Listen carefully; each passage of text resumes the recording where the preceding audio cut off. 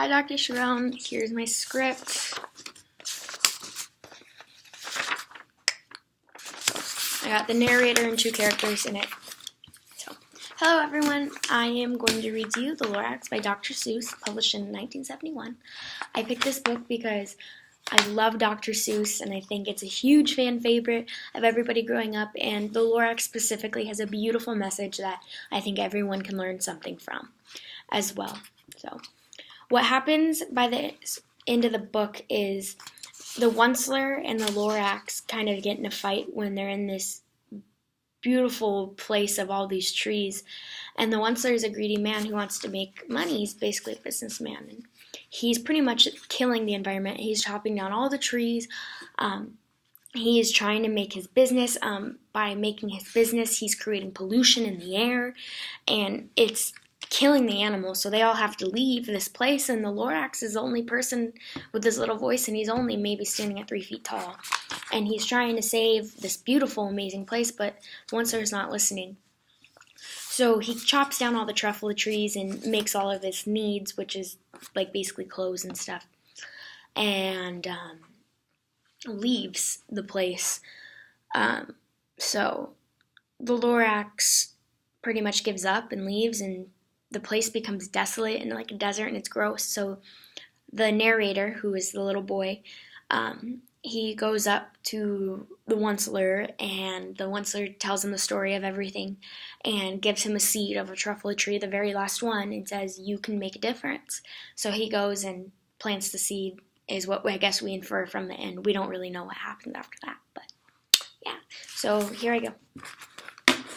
Slap! Down slips the whisper-my-phone to your ear, and the old Onceler's whispers are not very clear, since they have to come down through a snurgly hose, and he sounds as if he had smallish bees up his nose.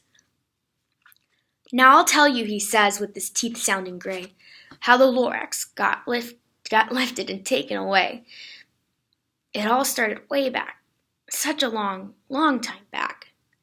Way back in the days when the grass was still green, and the pond was still wet, and the clouds were still clean, and the song of the swami swans rang out in space. One morning I came to this glorious place, and I saw the trees, the truffula trees, the bright-colored tufts of the truffula trees, mile after mile in the morning breeze. And under the tree I saw brown barbaloots frisking around their barbaloot suits, as they played in the shade and ate truffula fruits. From the rippleless pond came the comfortable sound of the humming fish humming and while splashing around. But those trees, those truffula trees! All my life I've been searching for trees such as these. The touch of their tufts was so much softer than silk, and they had such a sweet smell of fresh butterfly milk. I felt a great leaping of joy in my heart. I knew just what to do. I unloaded my cart. In no time at all, I had built a small shop. Then I chopped down a truffula tree with just one chop. And with great skillful skill and with great speedy speed, I took the soft tuft and I knitted a thneed. The instant I'd finished, I heard a gasump. I looked. I saw something pop out of the stump of the tree I chopped down. It was a sort of man. Describe him? I don't know if I can. He was shortish and oldish and brownish and mossy, and he spoke with a voice that was sharpest and bossy. "Mister," I said with a sudden ease, "I am the Lorax. I speak for the trees. I'm asking you, sir, at the top of my lungs." He was very upset as he shouted and puffed. "What's that thing you've made out of my truffula tuft?" "Look, Lorax," I said, "there's no cause for harm. I chopped just one tree. I am doing no harm. I'm being quite useful. This thing is a thing. A thing needs to find something that all people need.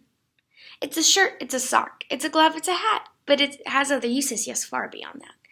You can use it for carpets, for pillows, for sheets, or curtains or covers for bicycle seats." The Lorax said, "Sir, you're crazy with greed. There is no one on earth who would buy that fool thneed."